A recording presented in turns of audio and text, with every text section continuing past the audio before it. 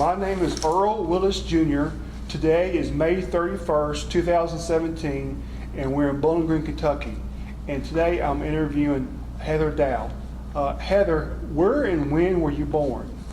I was born in Gallatin, Tennessee, March 12th, 1990. Okay. And you were born in Tennessee? Mm-hmm. Okay. Do you have any siblings? Yes. Okay. I have one that's only 14 months younger than me. Okay. And then I have one that is 9 years younger than me. Okay. Do any of your family, your mother, father, grandparents, uncles, aunts, do they serve in the military? My granddad was in the Marines. Okay. And then my little brother is planning to enlist. He just graduated. Okay. What branch is he? What He branch? wants to be a Navy SEAL. Okay. So he's going in the Navy? Yes. Okay. And was you said your grandfather or your uncle? Grandfather. Okay. Was he Vietnam era or? I'm not sure. I believe he was born in 1940. Okay. So it would have been something around when he was like 18. Okay, he might be Vietnam era. What were you doing before you entered the service? I was in high school. Okay, so you joined right out of high school. Oh, right? yes. Okay. Can you tell us maybe about your decision to join the Navy and why you decided to be in the military? I mean, what built up to maybe going to the recruiting station? There was a few things. I had never actually considered being a part of the military. I had considered myself a conscientious objector. Okay. So everyone was shocked whenever I decided to go enlist. And we had a recruiter that came to the school, and he was talking about all like the college benefits and going around the world. And I was still thinking, no. But he visited for like a week. And my teacher that was in that classroom had also been in the military. Okay. So after he would leave, he would also tell us things and we could ask him questions. And I had always been one of those very smart kids, so I would get letters from colleges starting at the age 13. Okay. But then I didn't realize that you had to write all these essays and stuff to get into college. I just assumed a college was going to be like, you're accepted, please submit an application and we'll check yes. So I didn't work to get any scholarships. So I was like, I'm not going to be able to go to college right now. And then I also wanted to be a Spanish missionary, and I thought, well, the easiest way to do that, go into the military, become a linguist, and I can get stationed in South America, because that's where I wanted to be. So that's kind of all the things I did, and I was like, gonna go get enlisted. Okay, so did you talk it over with your mother and father, or what did they think about you enlisting? My dad kind of thought that it was a joke, and my mom was thinking, okay, I will take you to the recruiter station and let you ask questions, and we'll just entertain this, pretty much. Because I'm one of those instant walk into the room, hug everybody I know type people, and that just didn't seem like it fit the military category. Okay. But I walked into the recruiter station one Saturday, had my mom detour over there before getting groceries. And I had 2 lists of questions, like 2 pages of questions for the recruiter, and I handed it to him, and he answered them all. Okay. And then I said, okay, I'm going to go enlist now. So you gave him you said did you sign the paperwork then and everything? Or? He had me take a test on the computer to see if I would even be eligible for what I was wanting to do, because depending on where you score on the ASVAB determines what kind of jobs you can get. Okay. And I was wanting an intelligence job, so you had to have above a 50. Okay. And I took the test on the computer. I had a 69 on the practice test, and then he said, okay, we're going to send you to MEPS. So when I went to MEPS, I tested and I got a 80. Okay. So I could do any job I wanted to, except for the ones that were only allowed to be given to males. Okay. So I had no limitations. Okay. So what was some of your job possibilities? What did you want to do when you went in the Navy? I wanted to be a linguist. Okay. So they would send you to California for 2 years, train you up on whatever language they needed you to speak, and then you were good to go. But when I took the linguist test, you had to make a 100. They had just changed it that year. Prior to that, you only had to make an 85. I made an 85. Okay. So I wasn't eligible. And then I also found out you did not get to pick your language. So trying to learn Spanish was not going to happen. It was going to be like learn Farsi. So I decided not to take the test again. There was a 6-month waiting period just to take the test again because it's a made-up language that you're being tested on. Okay. So then I chose operations specialist. Okay. So you wanted to learn how to speak Spanish, right? Mm-hmm. Okay. When you went there, did you want to join the Navy, or that was just the recruiter that was there? Was there other recruiters representing other branches, or? The place had each branch. Okay. But the Navy person was the one that came, and that was the only branch that I was going to consider anyway. Okay. Okay. So you maybe narrowed it down to just the Navy, right? Oh, yes. Okay. So why was it you chose the Navy over all the other branches? There is this understanding that there is a ranking system between people who are in the service. So we have our own, each branch has its own reputation. Okay. So there's the reputation when it comes to if you want intelligence jobs, and then there's the reputation of who is the baddest, you know? Yeah. So Marines is like the baddest. That's the toughest branch you're going to get in. And then it's Army, and then it's Navy, and then it's Air Force. Well, then you have the one where people consider the smartest guys. So then it kind of reverses, and the Air Force is on the top, and then it's the Navy, and then the Army, and then the Marines. So I said, okay, well, I want somewhere in between, and the Navy just lined up perfect. I said, I'm probably not going to be shot, and I can also do an intelligence job. Okay. So Navy it was. Did you like the water, or did that come to the factor, or did you like being on ships, or just? Have you ever been on the ocean? Did you think about being on the ocean when that crossed your mind? I'd never seen the ocean. Okay. So that was interesting. And I'd never actually had swimming lessons either. Okay. But I did know how to swim, so I figured this will be okay. So you enlisted, correct? Yes. Do you remember taking the oath? What city did you go? Like Louisville? Was it Louisville? Nashville, Tennessee. Nashville. Okay. Do you remember taking when you took the oath? Was it kind of like real then, right?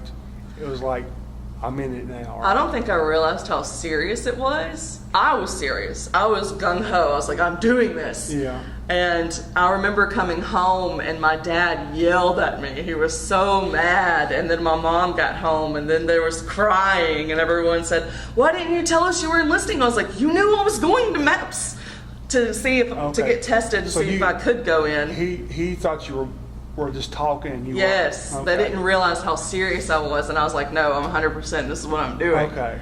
So I enlisted without anybody there. Okay. But you were 18, right? Yes. Okay. Yes. Okay.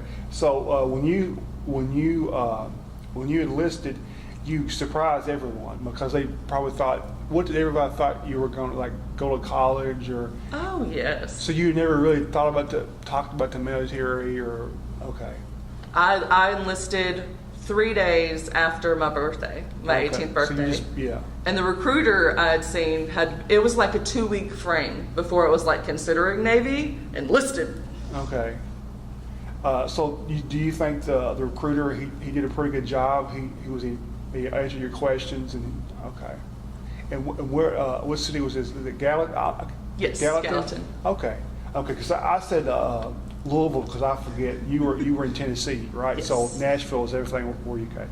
So do you recall leaving for your basic training? Oh yes. Do you remember what month it was? It was November. Okay. And I don't know why I chose that. I was not thinking about the fact that I would be at boot camp during Thanksgiving and Christmas. And it was in Great Lakes. Great Lakes is cold. That's where my father went. Yeah. Cold. Yeah. Cold. Yeah. So, when you left and you said goodbye to your mom and dad, does it kind of hit home to you? How did you feel? Oh my. So I joined in March. Okay. So I had a 9-month waiting period. Okay. Because my rate was not available for training because they have to line up with the A school, which is where you go after boot camp. Yeah. And they only have certain numbers. So I had to wait 9 months. So everyone had a long adjustment period to know that I was going. But in May, I fell in love with my husband. Okay.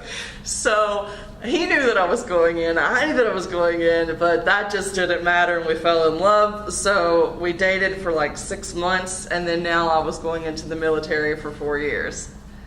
So that was an interesting day. Okay. I think leaving him was a lot harder than leaving everybody else. Yeah. Were you married then? No. Okay, you were just still dating, right? Mm-hmm. Okay. So, do you remember? Did you get on a plane, or you probably got on a plane, right, to go? Everybody has to get on a plane. I think Okay. that's the first test. Yeah. What were you thinking when you were flying? Were you just quiet, or were you just thinking things rushing through your head, or how did you feel? Well, I was sitting next to 3 other people that were also going from Nashville. So we were all leaving for boot camp at the same time. And Okay. I'd never been on a plane. Okay. So I was clutching Yeah. the handrails, and I was like, oh! Someone's like, if you die, clutching that is not going to help. And then I remember just listening to a baby whining, Yeah. and that kind of helped. And I was like, okay, there's another living being on here. We're going to survive this. And I was like, God, don't let me die on this plane to boot camp. Yeah. So I was terrified of the plane, but I got through that, and my fear of heights was pretty much cured. And I said, okay, if I can get through the plane, I can get through boot camp. Okay. So, were you when you landed in was it Illinois? Or yeah. So, when you got to boot camp, what was from your first experiences? So you go in, they let you sit down in this hallway, and then they filter you in to call home. You get like 1 minute just to say, hey, I survived the plane. We're good. I might not be able to talk to you for the next 8 weeks. Bye-bye. And then you go on. I don't even know that I had a phone card, so I don't know that I even called anybody. I can't remember. Okay. And then they put you through the haircuts, which I was not going to let me get a military butchered haircut. So before I went into the military, I went to like the barber shop, and I said, okay, you're chopping my hair like this. And I had my hair cut around my ears, and it was short. So I've never had a military haircut. I got out of that. Did your haircut passed? Oh, yes. Okay. As long as it doesn't go past the top part of the collar of your shirt, you're Okay. good. But it had to last me 8 weeks, so I went short. Yeah. But the guys get buzzed off, right? Oh, yeah. Yeah. You don't get options. No, you don't get off. No. And it's really bad, and I felt sad for some of the girls because they've got like the thick hair, Yeah. and they just went chow, Yeah. and it looked horrible. I had one time my hair had got close to the length, and it was around graduation. So we snuck some sewing scissors Yeah. into the bathroom after the shower time, and I had one of the girls snip it, and we just flushed the hair down the toilet. Okay. So do you remember seeing, what was your, so this is probably your first time away from home, right? Yes. Okay, so what were some of your experiences that you remember in boot camp? Well, You remember we had a few people that continued to sneak things into the barracks. So you had to eat in the cafeteria. You couldn't bring things back. But people are used to being able to eat when they want to and being able to have snacks. So they would sneak little bitty cups of peanut butter and Rice Krispies. And one time the recruiter would find out, so then they would have an inspection with everybody's. Yeah. And they were threatening to ASBO people, which is where they send you back to the start of boot camp, and you have to go through the whole thing again. You had I'm assuming you had a woman instructor, or you have a, I was in a co-ed division. Okay. So there was 40 girls and 40 males. Okay. And then we shared our barracks with a different division. So we had like a brother div, sister div. okay. And then, so we lived with the other division, but the boys were just across the hall. So then we would do all of our stuff together. Okay. Did your instructors break everyone of thinking of, because I know that a lot of the guys I talk to, it's not about the individual, and you're not an individual, you're part of a team. And so did they make everybody realize that finally, or? With their IT sessions, Oh. we had 4-hour long sessions, And it didn't matter who got in trouble. So if it was the girls that were sneaking food, the guys were getting punished too. If the guys were caught up at night when they weren't supposed to be, the girls were getting IT'd too. And we would do this thing called making it rain, which is where they exercise you until the walls are sweating. I didn't know I had asthma at the time, so I'm surprised I did not die during that. But luckily I had been fit from after school activities and marching band, stuff like that. So I was prepared physically.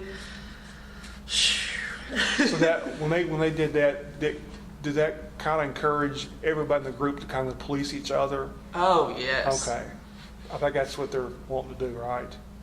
That you take care of your own problems, and because when everybody gets punished, then they make sure one person doesn't ruin it for everybody. Mm-hmm. So that probably they come to an end pretty quick when everybody. Oh, it lasted the whole time. Yeah. It was IT every day. If they didn't have an excuse for it, they just did it anyway. They'd be like, all right, we got a couple people that haven't passed their physical test yet, so we're going to IT and get you in shape. Okay. Does any instructors that you remember or? I remember all three of my RDCs. There was the one female, and she was a second class. Then there was a first class male and a chief. Okay. What do you remember? Were they like very stern, or do you remember what they want you to do your best, or what do you remember most about them? They were very stern, and the woman was the most terrifying of all.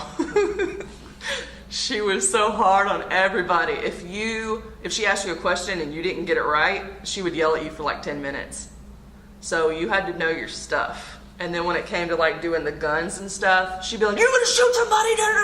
Like while you're trying to load and unload a gun. Yeah. I remember that. All three of them were very tough and would just yell at you all the time. But I remember at the end of boot camp, that completely changed. They're like, all right, guys, you've made it. We're all friends now. Let's sit in a circle, tell me everything you got away with during boot camp. And we would tell them everything that we did that was against the rules. So it was an interesting change.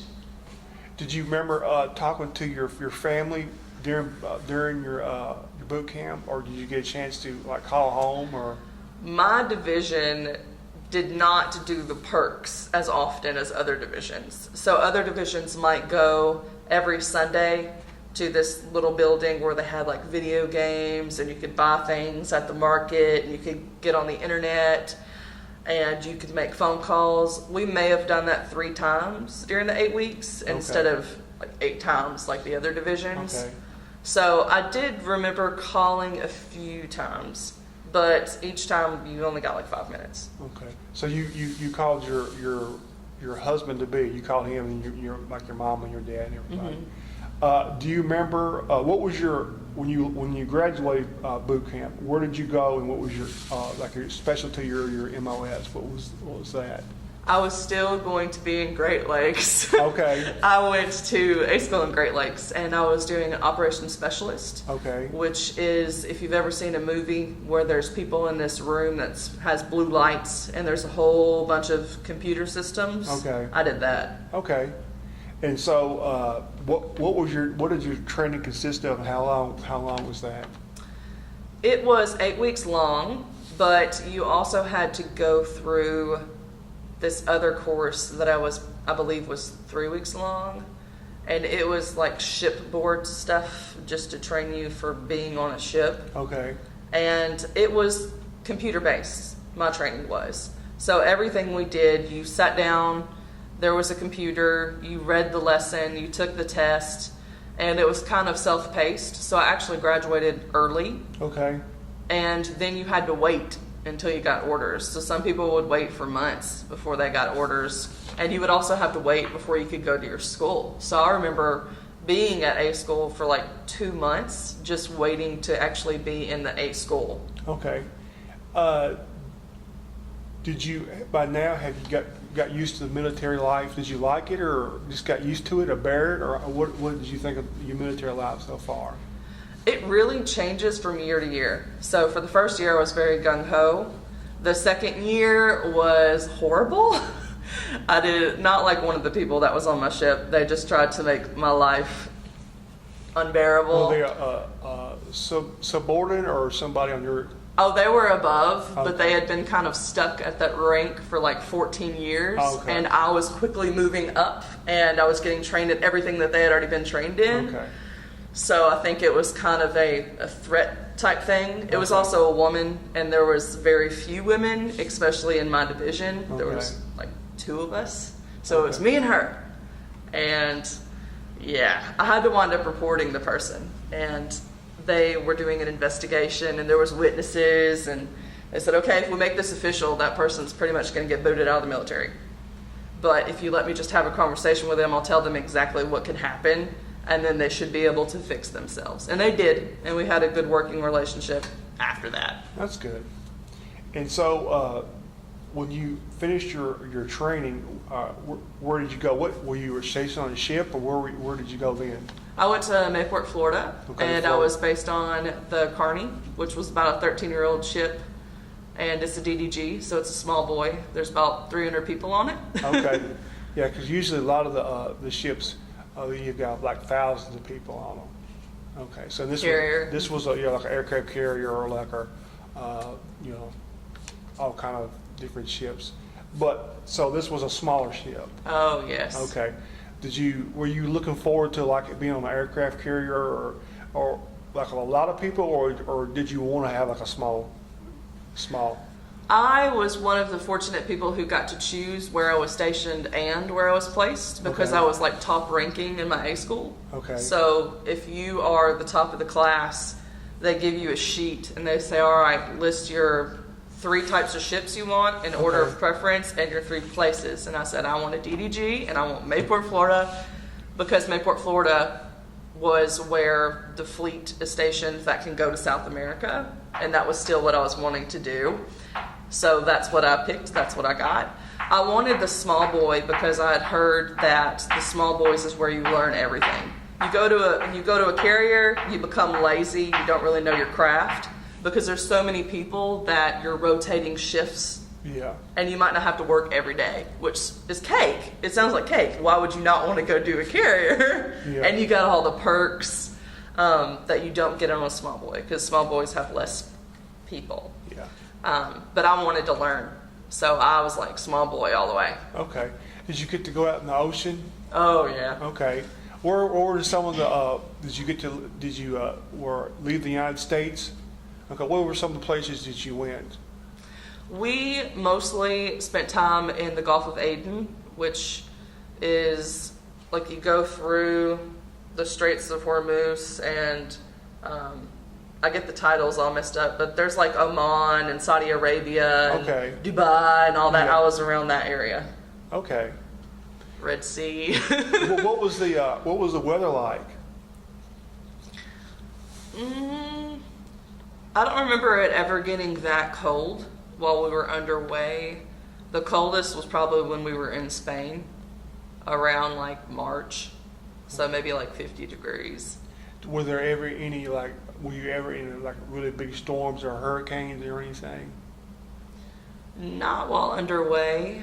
I remember there was one time when the waves were 12 or 13 feet. Okay. So definitely got seasick during that. I hated being seasick when I was on the ship. It happened every time the waves were more than 3 feet. I was like, ugh. So you grew up in Tennessee. Now, what did you think? This is the first time you've been away from home. So what did you feel like when you were like out there in the middle of the ocean? By like what did you say like Saudi Arabia? Oh yeah. And so you're out there across the world in the ocean. What did you think? Was that pretty neat, or did you It was fun. fun? Yeah, because you wouldn't have seen that any other place. Yeah. We never even went on vacations. Okay. When I was growing up. Our vacations were to see relatives Okay. in Mississippi. So That was about as far as I went. What was your mom and dad's attitude about? I mean, I understand how they were scared for their daughter and everything, but were they proud of you now? 180. 180. As soon as I got done with boot camp, my dad, every time I would say, hey, I'm coming home, he said, bring your whites. You got to wear them to church. Oh, He yeah. was so impressed. Proud. He was like, this is my daughter. This is my daughter. She's in the military. And then whenever I got out, they were all like, just stay in, just stay in. Yeah. They loved it. So they got used to it, and you're proud of you and everything, Oh, yeah. right? Do you think maybe you influenced your brother? Oh, definitely. You think so? How old is he? 17? Yes, he's 17, almost 18. Okay. So as soon as he turns 18 in July, he'll probably be at the recruiting station just Okay. like I did. So you've rubbed off on him or encouraged him, right? One of my friends that graduated with me, we were like best friends in high school. I was also happened to be my husband's best friend. Okay. He wound up joining the Navy like 6 months after me. Okay. And then he did the same rate and everything. So I feel like once one person gets in the military and people see how it's going for them, everybody else just kind of Yeah. joins in. Yeah, they know what to expect. Yes. Did you have any friends? Did you have like real close friends, or that everybody just kind of like a coworker and you just got along with? Did you have people that you? Oh, you become family with everybody that's on the ship. You know that you're stuck with them, so it is like a family thing. You can't burn bridges, especially if you're a girl, because there's only 30 on a ship of like 270 guys, and you're having to live together.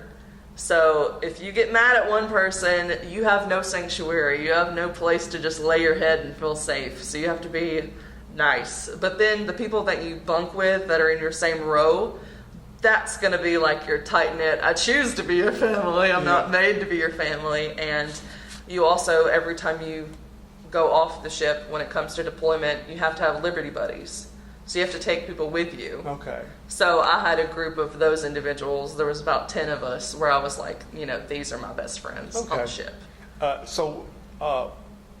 Did you talk to I guess he was your boyfriend then, but do you remember talking to your husband to be?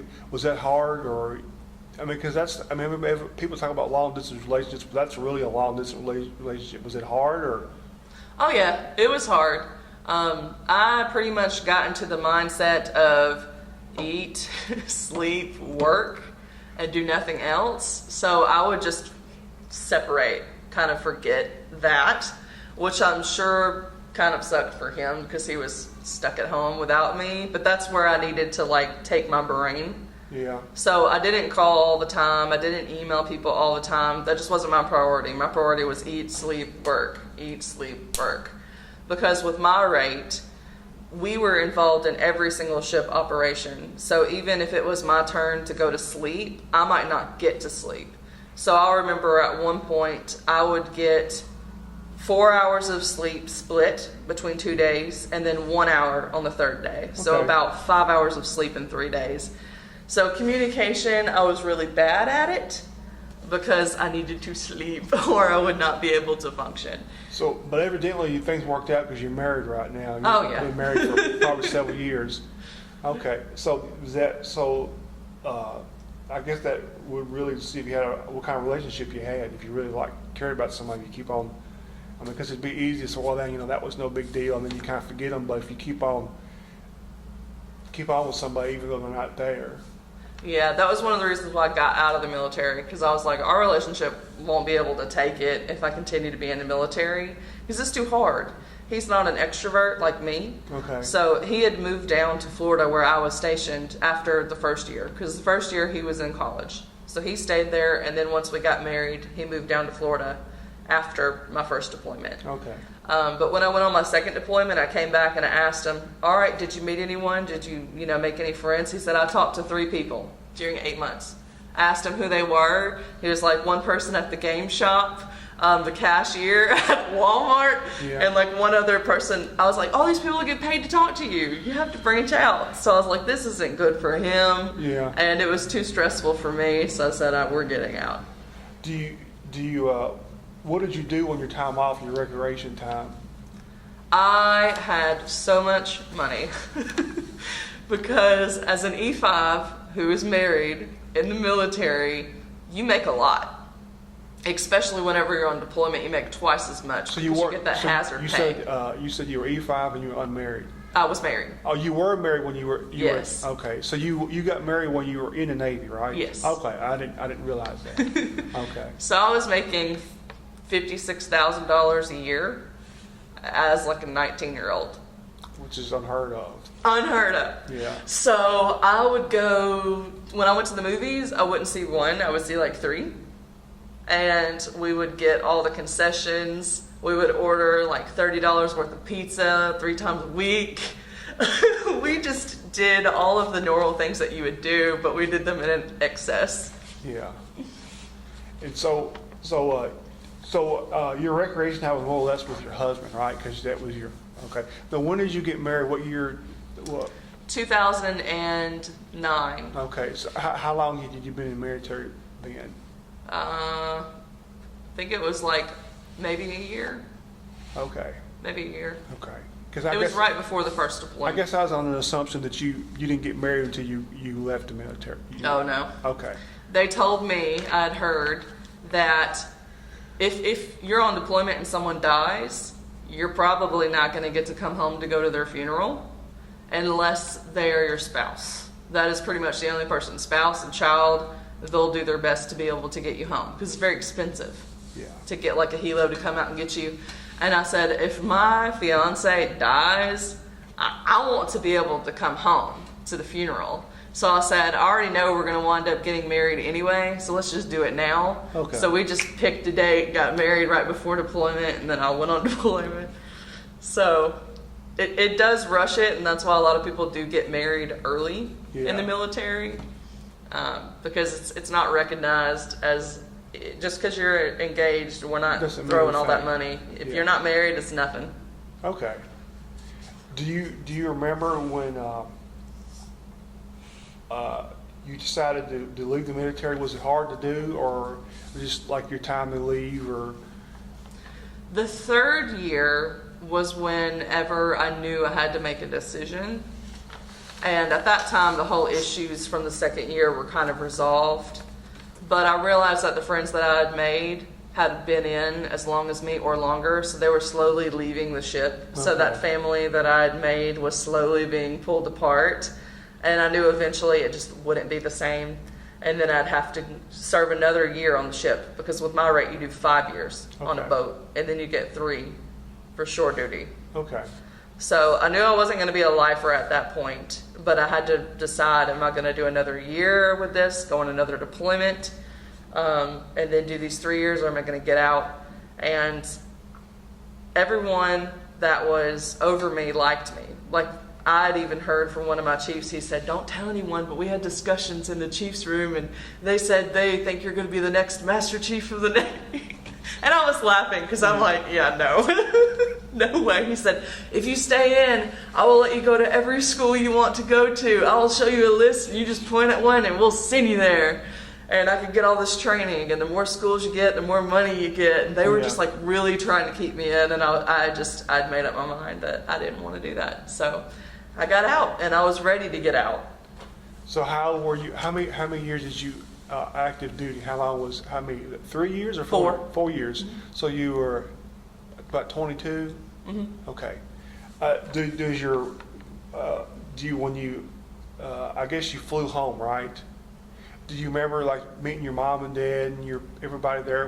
Or did they pick you up? Do you remember that? Well, actually, I was living in Florida, okay. So. I think my husband. No, we had movers come, and they had brought like an 18-wheeler, and they pack your house in this 18-wheeler, and then you go. And we moved in with his parents so we could save money until we could get like a house or something like that was in the area. Okay. And I actually got to go a month early because, I was getting paid, but I had like 30 days saved of leave time. So I just got to take that leave. So that's what I used to move and get situated there. So did you fly into the airport? Is that where? No, okay. I don't know why I nodded my head. Okay. We didn't do the plane coming back. We drove. Okay. Do you remember seeing your mom and your dad and your family for the first time when you got out of the military? Do you remember seeing your mom and dad for the first time after you got out of the military? Was it good to see them? How many times did you just get to see them in 4 years? In 4 years, I would have got to see them 8 times. Eight times. 8 times in like 10-day periods. Yeah. But they were split because at one point my parents were living 5 hours away from his parents. So we would get like 5 days with one and then 5 days with the other. And it was always around holidays too. So you would get to see your extended family. Yeah. I don't actually remember when I first came home. I don't remember. I remember moving in. I think my parents may have still been living several hours away, so I don't think I saw them right away, but I'm not 100% on that. Okay. When you got out of the military, how did you feel? Was it like a relief, or you missed did you probably miss it, or? You miss the people. I don't think you miss the military. Okay. If that makes sense. I remember saying, I'm just going to go to school and I'm not going to work. And I wasn't even technically out of the military. I was still on leave and I already had a job. Okay, really? You get so used to working. You can't get out of that mindset and you just do it. Did your training in the military, your MOS, did it carry over to your civilian job? No. No, it didn't? I was basically what I was doing was kind of like a navigator. Okay. So trying to find a job that does that in Tennessee is not going to happen. So I just went to college and did kind of your entry level jobs. Okay. So what are you doing today? Is how does the military affect the way you think about things, or? Yes, Okay. About work. Yeah. I cannot stand to work anywhere where I don't feel like I'm being driven, where my brain is being put into use and I'm expected to know things. I had the hard lesson of learning that people do not have the same level of respect as they do in the military. So for instance, in the military, if you are in charge, whether that's with an official title or someone tells you, hey, you're in charge of this project, Yeah. everyone that you are supposed to be kind of running as moving parts, you tell them to do something and they do it. No complaint, there's no personal feelings about it. They just know, hey, I need you to go do this, and they do it. There's no question about it. Yeah. But I tried to do that in another job, and I was like, all right, I need you to go do this. And the person was like, I'll get to it in a minute. I'm like, I know, I need you to go do this now. And then they would start yelling and screaming, and I'm like, you're a 40-year-old woman, why are you acting this way? And then my manager was like, you're not in the military anymore. You've got to like ask someone, would you like to do this? You've got to like baby them and coax them. And I can't stand it. Yeah. I'm like, no, I need to be like the boss. But I think to the guys I've talked to, and I've been around the military all my life, is I think what it is when you ask somebody to do something, it's not you being the boss. It's if you don't do something, then there's a consequence for not doing it. And maybe in the civilian world, if you don't do something, there's probably this is illegal, and then you have to answer for it. But if someone asks you something like, please do this, go do this, if they don't feel like to do it, or I don't do it, but in the military, if you don't do it, there's a consequence, and you kind of a mutual respect. And I guess that's probably what you probably miss. Oh yeah, I miss that. I miss the challenge. Yeah. I haven't been able to find that anywhere here, and it's just so disappointing. I'm just like, I'm not happy anytime I go to work somewhere. I'll be happy for the first 3 months. Yeah. And once I feel like I've hit the top, I've learned everything that I can learn at that job. I've become the best that I can be at the job, and I'm not getting promoted or moved up, because that's just not how it works. Yeah. With entry-level jobs, they don't just move you just because you can do it. Yeah. I'm just like, I'm ready to get out. Yeah, usually in the civilian world, you can't test your way up and make rank. You have to be there for 4 or 5 years, and then somehow the position has to open up. They pick their buddy, Yeah. and I'm just like, no. I'm like, I can do your job. Just let me do it. Just let me do it. So there's things you miss. You do. I guess you said you didn't miss the military, but I guess you do though. Really, if you think You about it. miss parts of it, yeah. Yeah. This is the part of the interview that I ask about. You've got the floor, so it's your interview. What if when people watch this, what would you have them take away from this interview out of one thing, or maybe a couple of things? What would you have them take away from this interview? Well, one of the things is you don't know if you can do it or not until you do it. So if you decide that it's something that you want to do, just go for it. You can say no once you get to boot camp, even though they tell you once you enlist, you're enlisted. It's not actually the truth. They'll take you into this room and they'll say, all right, did you take the oath of your own volition, or did someone talk you into it, or whatever the case may be? And it's like a few days in to boot camp. So if you realize you just can't cut it, get out. Because once you get through boot camp, that is it. Yeah, because you don't want a disarmable discharge. No. And people like breaking their own legs. Yeah. Oh. They're trying to get a medical discharge, don't they? Mm-hmm. Yeah. Or people will get married in the military, and they there was one person that did it. They got in trouble for fraud. They got married with another military person in like California, knowing that their BHA rate would be like thousands of dollars a month, and they would just take it, and they didn't share it with their spouse so that they could have living expenses. Yeah. So you get in trouble. I do think that it's best if you're going in the military, you need to be single, and you probably need to stay single. Because if you've got a relationship, it's probably going to be ruined. Yeah. There's like a 95% cheating rate, especially in the Navy, because you were gone with no communication for like 8 months. It's like a prison mentality. People go to prison, they wind up getting involved with other people because you got to do something with your brain. So go in single. I guess. I don't forget what I was going to say. I guess the most thing I take away from all these guys that I've interviewed and you've iterated is it's not just about your military service doesn't just affect you. It's hard on the families. It's hard on your spouses or their families, and that's what people forget. It's also the spouse and other people that's involved. A lot of times I think people forget that. Whenever you get awards, like you go up in rank, especially like not when you're on deployment, of course, but when you're like stationed wherever you're normally stationed, they will bring your family on board. And they pretty much act like the award ceremony is for them as well, because they understand that every achievement that you make is also the achievement of your family, because they're your support system. Yeah. So if you've got a spouse, they're in it. That's why I said I needed to get out. I was like, we needed to get out because my husband was involved too. Okay. Me being in the military was affecting him. And I don't understand. I know that some people get in to support their families, and that's good. But the emotional toll from each individual, the moms, whenever they leave their children crying all the time, dads too, because guys get emotional on deployment as well. Yeah. Sometimes they have to get sent home because the stress is too much, and it's like a mental issue going to psych wards. And that happens in the military, so you've got to be mentally fit.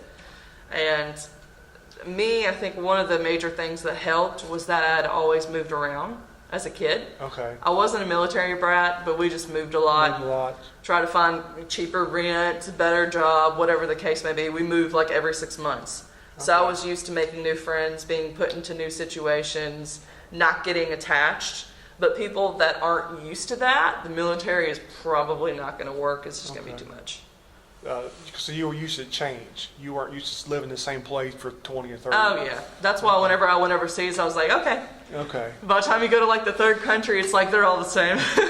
Do you think if you had a chance to do it over, you'd do it again? I would say yes, because I don't think I would be the same person.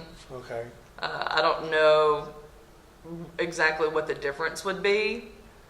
I just remember being extremely bubbly and probably a bit naive before I went into the military, and now I'm like, no. I've got my head on my shoulders, I'm self-aware, I know what expectations are, I have higher expectations for myself than what other people would have for me. Or you probably have higher expectations of other people too, right? I do, because and that's hard. because you said you ask people to do things and they're like, well, I don't feel like it. And so, yeah. Or people thinking that it's okay to be on your cell phone during work, even whenever, if you're on a break, you're on a break. Yeah. But if it's just downtime, no, get up, sweep the floor. You've constantly got to be moving. You cannot be stationary ever. Yeah. And it's hard to be like, okay, I can actually relax. So, That's an adjustment, probably the biggest one. Is there anything else you like to maybe say or about the interview or anything on your mind or?